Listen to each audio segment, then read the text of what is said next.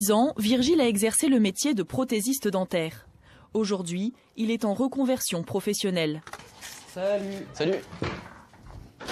Ça va bien? Donc là aujourd'hui, ce que j'aimerais, c'est que tu rajoutes en fait les ailes sur les côtés. On va travailler surtout sur les dégradés. Son rêve, ouvrir un salon de tatouage. Mon entourage comprend tout à fait ce changement de voie parce que tout le monde sait dans mon entourage que je dessine plus ou moins bien et que j'étais déjà pas mal passionné par le tatouage en me faisant moi-même piquer. Et donc du coup, oui, tout le monde a accepté et même tout le monde m'a porté dans cette décision-là, quoi. Avant d'y parvenir, il doit suivre une formation de 72 heures répartie sur plusieurs mois. Sous l'œil de Nelson, son formateur, Virgile commence par préparer le transfert du dessin du jour. Donc n'oublie pas qu'il faut bien vérifier le temps de contact et la quantité au niveau de ta solution hydroalcoolique. Depuis 2008, les salons de tatouage sont soumis à de nouvelles règles d'hygiène beaucoup plus strictes qu'auparavant. Toutes sont enseignées pendant la formation. Les textes nous imposent en fait d'aborder toutes les règles d'hygiène, que ce soit préparation dermique du client, lavage des mains, désinfection du plan de travail, désinfection des sols, tout ce qui est bio-nettoyage aussi, sans oublier bien sûr la stérilisation, ainsi que la gestion des dasseries en fait, qui sont les déchets de soins à risque dont nous sommes considérés comme responsables comme n'importe quelle profession de soins à l'heure actuelle. Donc il ne faut pas oublier bien sûr de protéger ton cordon pour éviter les infections croisées. Le matériel nécessaire au tatouage peut être à usage unique, comme les aiguilles, ou préalablement stérilisé. Bonjour. Bonjour. Ouais, enlève son t-shirt, on va te nettoyer le dos. C'est sur le dos d'Alexander que Virgile va s'entraîner aujourd'hui. Donc voilà, surtout rase bien la zone qu'on a besoin de tatouer, n'hésite pas à descendre jusqu'ici. Le fait de raser, ça a deux avantages. Déjà, dans un premier temps, en fait, on va enlever tous les petits poils et le duvet qui risquent de nous empêcher en fait, de travailler tranquillement. Et dans un deuxième temps, en fait, ça permet de desquamer, c'est-à-dire qu'on va enlever toutes les petites pellicules, toutes les petites particules de peau morte en fait, qui sont à la surface. Le dos d'Alexander est ensuite désinfecté. Le tatouage qu'il a choisi ira jusqu'à la taille.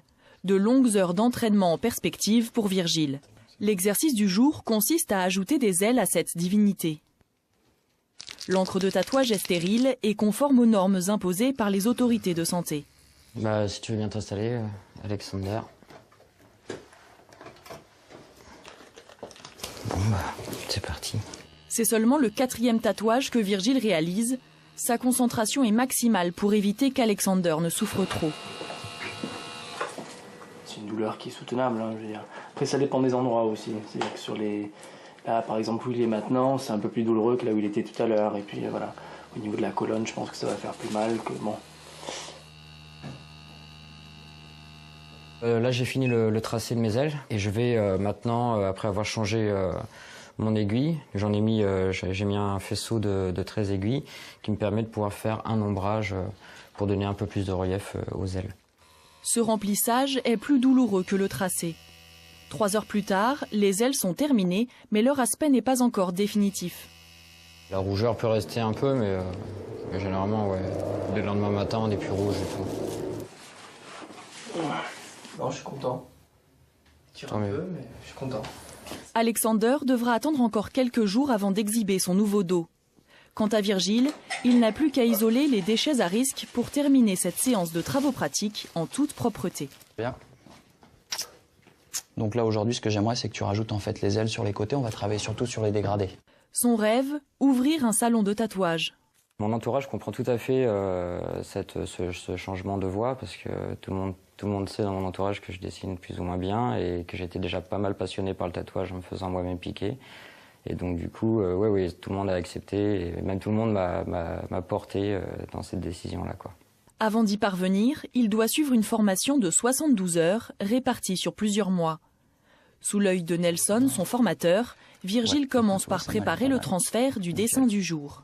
Donc n'oublie pas qu'il faut bien vérifier le temps de contact et la quantité au niveau de ta solution hydroalcoolique.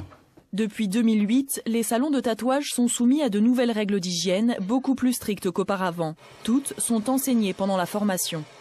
Les textes nous imposent en fait d'aborder toutes les règles d'hygiène, que ce soit préparation dermique du client, lavage des mains, désinfection du plan de travail, désinfection des sols, tout ce qui est bio-nettoyage aussi, sans oublier bien sûr la stérilisation, ainsi que la gestion des dasseries en fait, qui sont les déchets de soins à risque dont nous sommes considérés comme responsables comme n'importe quelle profession de soins à l'heure actuelle. Donc il ne faut pas oublier bien sûr de protéger ton cordon pour éviter les infections croisées. Le matériel nécessaire au tatouage peut être à usage unique, comme les aiguilles, ou préalablement stérilisé. Bonjour. Ouais, enlève son t-shirt, on va te nettoyer le dos. C'est sur le dos d'Alexander que Virgile va s'entraîner aujourd'hui. Donc voilà, surtout rase bien la zone qu'on a besoin de tatouer, n'hésite pas à descendre jusqu'ici. Le fait de raser, ça a deux avantages. Déjà, dans un premier temps, en fait, on va enlever tous les petits poils et le duvet qui risquent de nous empêcher en fait de travailler tranquillement.